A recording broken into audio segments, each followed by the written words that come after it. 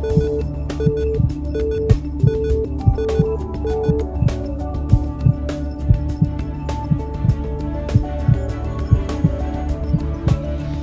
vision for the building here at the Gynecologic Cancer Center at UF really was designed specifically for women. And the idea was that as a woman walked through the door with her husband or family, that they're first greeted with a smile and some courtesy. And as they're sitting in the waiting room, they look around themselves and look around and see some of the details that we have to try to make them feel like they're sitting in their living room in some ways.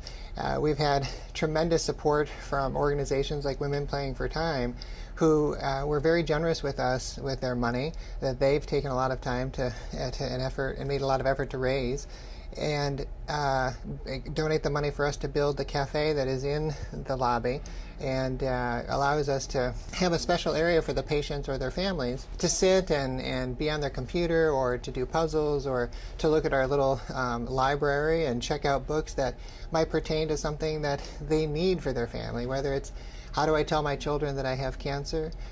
How do I engage with my husband after being told I have cancer and I go through treatment, and how do we regain intimacy? How do I manage the cost of cancer? Those kinds of books that are available to them, even understanding their own bodies. So there's information to help them understand the differences between men and women from a biologic standpoint, and help to get them comfortable with their anatomy.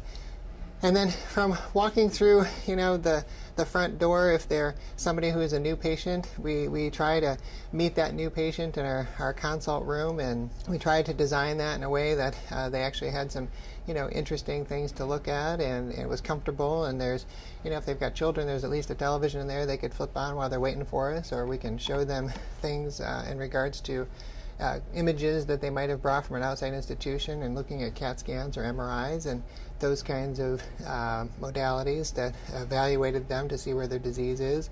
And then we discuss, moving on to the next step, which is to go to the exam room.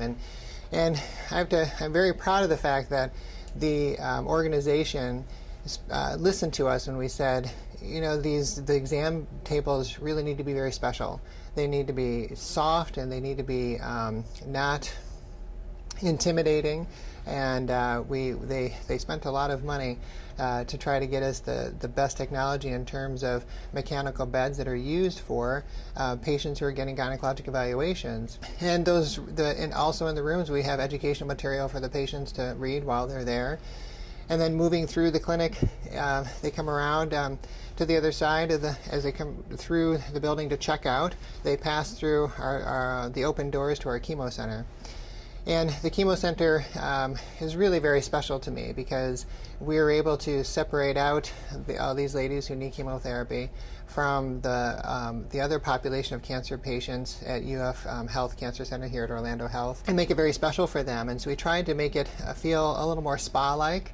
Instead of having numbers on to describe the rooms, we used the names of flowers, which was an idea given by one of the nurses, which I thought was really considerate and a brilliant idea, actually.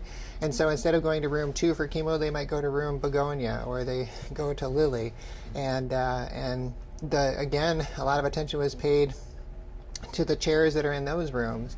Those chairs are high quality chairs that they massage the patient as they're getting chemo if they'd like it. They heat up as patients get chemo if they'd like to be a little bit warmed up, as chemotherapy infusion can be quite chilling to people. And just to make it as comfortable as possible, they all have their own personal television that they can either put on a headset and watch a movie, or put on a headset and just listen to music. And been really happy with the fact that the Cancer Center allows our pet therapy folks to come through here while people are getting chemotherapy. We have we were at the infancy of the art program here, but I have to give kudos to patients who have really paid a lot of attention and helped to try to raise money for the art therapy program, and to try to bring that over here. And Barbara Walgamuth and her husband Robert are big players in that. We are trying to do other things as well that we can offer a patient, and that is for patients to be involved in our integrative therapy program. And so we have a nurse practitioner here, Kim Morrison, who is able to give patients acupuncture or do perform energy medicine and other modalities that are complementary to what we do. And we have a special room that is here in this building as well. It's near our checkout and is right around the corner from chemo. And we started that program late February, early March, and Kim is starting to fill up. And what's been really great is that's been not only available to our patients here in the G1 Oncology Center, it's available to anybody in Orlando Health. And so when I ask her as the weeks go by, what kind of patients are you seeing? She tells me, well, really only about 10% come from the GYN Center. The rest of them are coming from, the UF Health Cancer Center, or sometimes we're taking care of team members. And I think that's just a wonderful thing to be able to offer. And we have really, really dedicated nurses here. What's wonderful about that is it's the same nurses all the time. So when the patients come through, they're seeing the same nurses every time they come to chemo. So that nurse will remember, oh, Mrs. Jones, this is what happened to you last time you were here, and we tried this for you to go home. And how did that work for you? Right, so there's a lot of communication about those kinds of things. So they feel like they're in a small family. And that's really important to me because unlike other cancers, this affects the most private part of a woman. It's the part that makes them feel like the woman. It affects their intimate life. It affects their mentation because chemo, people get chemo brain and those kinds of things. And I just feel like when we have that kind of environment, people do better. We also have had great support from Diane Robinson and the cancer support community. And we know the counselors that she's hired and the dietitians that we have and all those kinds of ancillary services really mean an awful lot to our patients and their families, right? Because this isn't just about the patient. When that person's been diagnosed, it affects everybody who knows them, right? And so we try to address the needs of the other people in the room who are there to support them, whether that's their spouse or their child or a good friend. And I think that's one of the things that helps to distinguish us from other centers is really that care and that love that we offer patients on top of the expertise in our field, right? We have expert G1 oncologists, we have expert radiation oncologists, we have a gynecologic pathologist who is just outstanding. We have wonderful ancillary services in terms of support from other medical fields. And I think that kind of distinguishes us from that. We offer support groups here every Tuesday. That is, the support group is run by our counselor named Jasmine, and she does this every Tuesday at 2, and it's free to anybody who wants to come, and that's been wonderful. We have our Teal Talks on Tuesdays. It's the second Tuesday of every month, which is also free to patients or team members or other physicians or anybody who wants to come, and we have a different topic each month, and that's given here, and if it gets large enough, we'll do it over at the classroom at Winnie Palmer. So we're trying really hard to reach out to our community, to provide them with information and give them knowledge about kinds of questions to ask their doctor about their gynecologic care and what their risks are for GYN cancers, and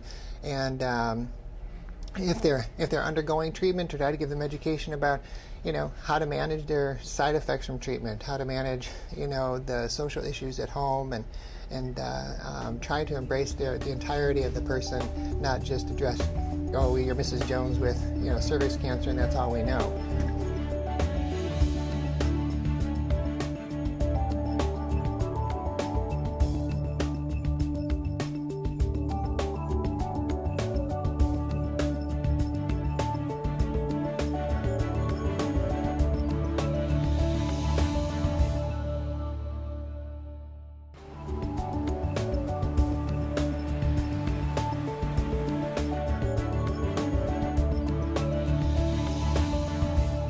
I was originally diagnosed with breast cancer in 2009, where I underwent a lumpectomy, and then in 2011 it reoccurred, and I underwent a double mastectomy, and then had reconstructive surgery. With all the different surgeries that I've undergone, I've had a lot of different muscle tightness, tenderness, and soreness, and pain. So I've been seeing my oncologist every 6 months for follow-ups.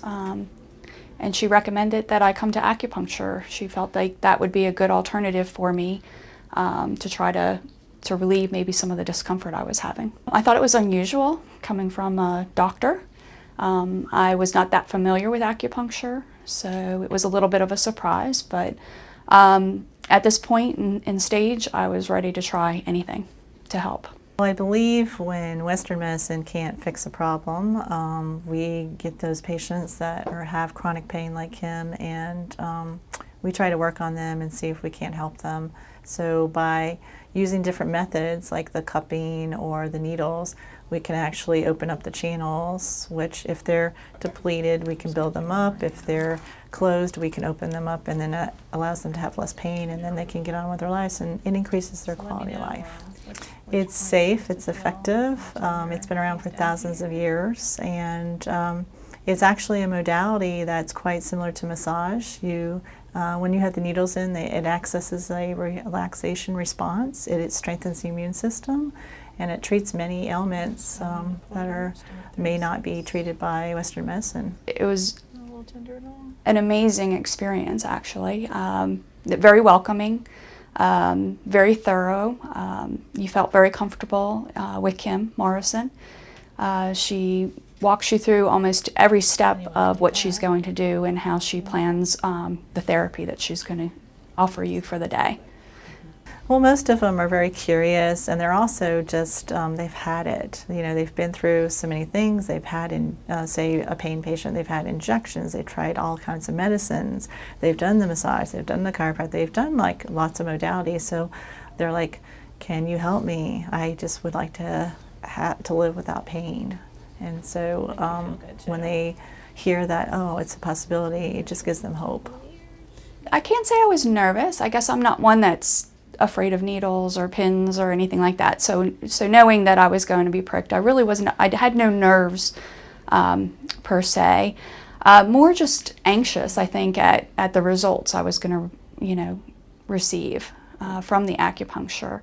So I was very open-minded and really embraced the idea. And I think that's the way you need to approach it. I feel like it's really helped my progress and the results that I've received. All right, so after their first treatment, they might notice some differences, maybe not so much immediately, and as the days go by, they might notice more, and then when they come back for their next treatment, we kind of review what they felt and what's changed, and if things didn't change too much, we might change the prescription up, if you will, of the needles and the treatment. Or if they felt better, we're going to reinforce that. So most of them are receiving at least some benefit. Some, 25, some 50, some, Miss Ritchie, she's gone up to 75% at this point, and she's able to now build upon and start getting stronger, and maybe hopefully lift some weights next.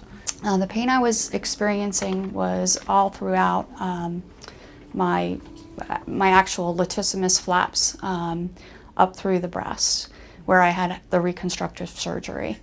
And it was impacting my neck. I was having trouble breathing. I was just very uncomfortable. And I was taking some pain medicine, muscle relaxers, and anti-inflammatories. And that really wasn't the way I wanted to spend the rest of my life. So again, I was very open-minded to acupuncture and was so pleased when I actually felt some relief. In Chinese medicine, it's kind of similar to Western medicine. You're looking at the history, you're kind of seeing what the patterns are. That's where it starts to differentiate. We might look at, really things differently in the sense of, okay, stool, it's not just constipation, but it's like, well, what do they look like? What color? What consistency? We really get into that, and same with the urine, because that'll tell us, do they have too much heat in the body? Or is things not moving? And so based on different questions, and you look at the pattern, that's how you decide what needles do I put in. So you could have a patient, say, who has a headache, and all 3 patients in Western medicine will get a pill. But in Chinese medicine, we're like, well, where is your headache? And that's a different meridian. And as you can see here, different meridians cross the head, so therefore it would be a different treatment.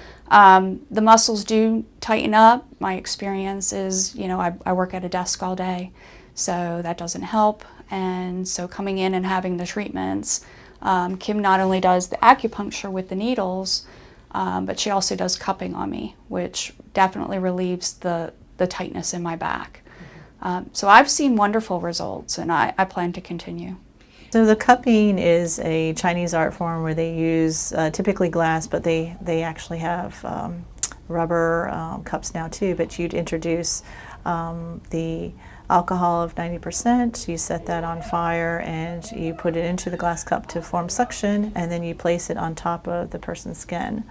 That allows any stasis in the body to come up to the surface, and then the body gets rid of it eventually. So you might see a black and blue mark or some redness, and that's not uncommon. What's going through my mind when I'm laying there and I'm going to have either the cupping or the needles, the whole thought process is you're trying to bring the energy in and release the pain. So your mindset really is truly thinking and breathing with the treatment and breathing out that pain. So you're taking in a deep breath, bringing in the energy, and then just breathing deeply out and actually visualizing the pain exiting your body.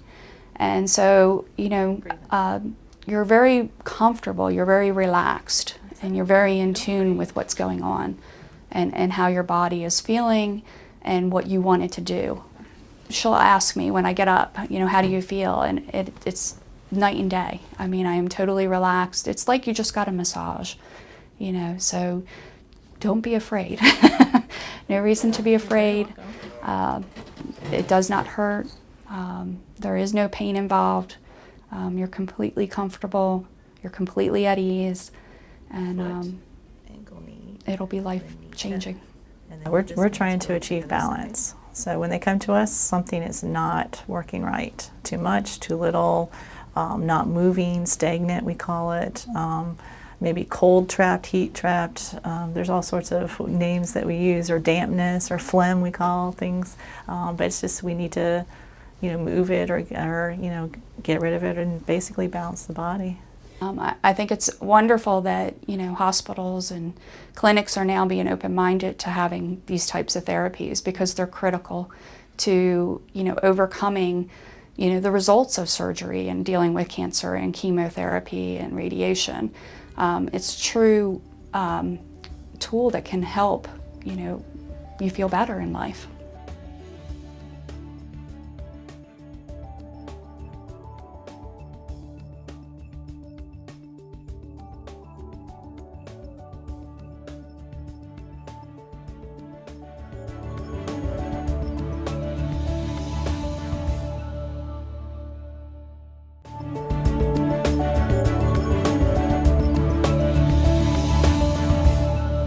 Treat women who have been diagnosed with cancers of the genital tract, right? So that could be cancer of the vulva or the outside, cancer of the vagina, cancer of the cervix, cancer of the uterus, fallopian tube, the ovaries. Sometimes there are cancers associated with pregnancies we deal with. We also deal with a diagnosis called primary peritoneal cancer, which is really a cousin to fallopian tube and ovarian cancers. So we offer surgical services to patients, and the surgeries that we do are generally done at Winnie Palmer Hospital for Women and Babies. And on occasion, we also will do surgery at Orlando Regional Medical Center. The chemotherapy that we offer, whether that is standard treatment for any one of those cancers, or it is on clinical trial, those infusions are done here at the center. And which is really wonderful, because the patient will come in and they can have their labs drawn here. They then see the physician, who is literally around the corner, and then they go to the chemo suite to have their infusion. And I like that because it allows us, in the event that somebody has an issue in the chemo suite, maybe they have a reaction to the infusion, or they have other questions, that we're right around the corner to be able to handle that immediately. And it's very personal. When that I think is also something that distinguishes us, you know, from other folks who treat the same kinds of diseases for women. In terms of radiation treatment, that's given at the UF Health Cancer Center over at 1400 South Orange. And our radiation oncologists are wonderful and part of our team. And so we do an awful lot here, and see everybody here post-operatively. We treat people who have not only new diagnoses, but also with recurrent disease. We run clinical trials, as I mentioned. We also will take care of the patient who has a complex gynecologic issue. Say they've had really severe endometriosis, and people, you know, other gynecologists have attempted to do surgeries for them, and it's gotten to the point where they feel like they're potentially a really complicated surgery, because we do so much pelvic surgery and some pelvic reconstruction as well. For instance, if people need bowel resections or removal of bladders and new bladders made and colostomies and those kinds of procedures, then that it offers us more tools in our toolbox to take care of those patients with real complex gynecologic issues. The other hat that we wear as a team is, Winnie Palmer is the second largest obstetrical hospital in the country, and we do close to 14,000 deliveries a year here. And we deal with sometimes really complicated patients who've had complicated deliveries and they've had issues with, potentially postpartum bleeding. And so our team is often called in to help the obstetrician in those trauma type settings to help stop the bleeding and those kinds of things. The other major issue we deal with our pregnant ladies is something called, it's an abnormal placentation. That means that the placenta might be growing through the uterine wall. Maybe they've had previous C-sections, and that placenta almost acts like a cancer in the fact that it can infiltrate out of the uterus and into the surrounding structures like the colon or the bladder. And that's something called a procreta. The mortality rate associated with procretas, if they're undiagnosed and they come in deliver because they can hemorrhage very quickly, is quite high. And so we've developed a protocol, a program here that we've been running for the better part of almost 5 years, where anytime somebody's been diagnosed with that, our team is involved, and so it's truly a multidisciplinary effort between interventional radiology, the high-risk obstetrical team, the obstetrician who might be doing the C-section, and the gynecology team who's then going to figure out as to when the timing is going to be of taking out the uterus with hopefully as little blood loss as possible. And we've had patients from South Florida and North Florida come to our institution because of that, and because our outcomes have been really, really quite good. So how does somebody get into through our threshold, right? How do they get an appointment? Well, it could be one of several ways.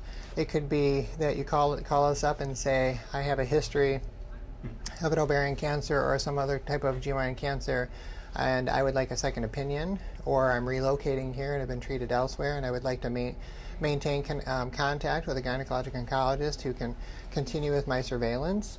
It could be that that person has a strong family history of, say, breast cancer, ovarian cancer, uterine cancer, colon cancer, which would be related to different familial syndromes, and say, I'd really like to have an opinion about what I can do to prevent myself from ever getting those cancers. So there could be self-referral, right? So that's one way. The second way is the obstetrician gynecologist that the patient does see may recognize that the person has a gynecologic oncology issue, whether it be a pre-invasive or pre-cancer diagnosis, like pre-invasive disease of the vagina, vulva, or cervix, where they've had an abnormal pap test. In biopsies that show all these, various precancer issues, or the gynecologist feels that the patient has a pelvic mass or an ovarian mass and it looks really suspicious. So through their obstetrician gynecologist, they may get referred. They may also get referred through their primary care physician, their family practitioner or their internist, who has been taking care of them for a long time and recognizes that they're having some issue that might be related to what we do. And so there are multiple ways of getting through the door. The reason this facility is here is because there are people within the organization, in particular within the executive office, who, when I presented them with the ideas, had faith in us that we could find a way that would be a very special way to take care of the ladies in our community who are diagnosed with a gynecologic malignancy or difficult gynecologic diagnosis. And it's because of their support, it's because of the support of the people from the foundation who helped to raise money for this, support from Women Playing for Time, that allow us to continue to do this. And that I don't know how many thank yous you can give for people to feel appreciated about that. I hope that the appreciation they feel is the fact that I think we provide excellent care to the women in our community. And I'm not talking about just the general community of Orlando. I'm talking about our internal customers. I've taken care of many nurses who work within our health system here at Orlando Health. I'm talking about also outside of Orlando. And I hope that our program continues to grow and becomes the center of, in Florida for women with gynecologic cancers to travel to, no matter where they live in Florida, for care. And I think our relationship with University of Florida Gainesville will also help us to broaden our reach. And they have got a couple of very good gynecologic oncologists there, and we're in communication with them. And I think we're trying to build a program that is very complementary, and one in which people can get another opinion as well if they need that. But it just helps us to broaden our reach to touch more people in our community. This is an unusual building. I've been really fortunate that people actually listen to some of my quite brazen ideas, I think, and we're really the only center that's detached from the UF Health Cancer Center at 1400 South Orange, and that in and of itself is very unique. We try to make it as patient-friendly and convenient as possible. So that is really unique about this. We've got some kind of unique artwork throughout the building that it goes beyond just pictures of flowers, which I think we tried to pick imagery that was empowering to women, right? That would make them stop and think a little bit about, if that person can do this, maybe I can, and give them some courage. I think that the overall hope I have, and I think I can speak for my partners as well, is that we have hope.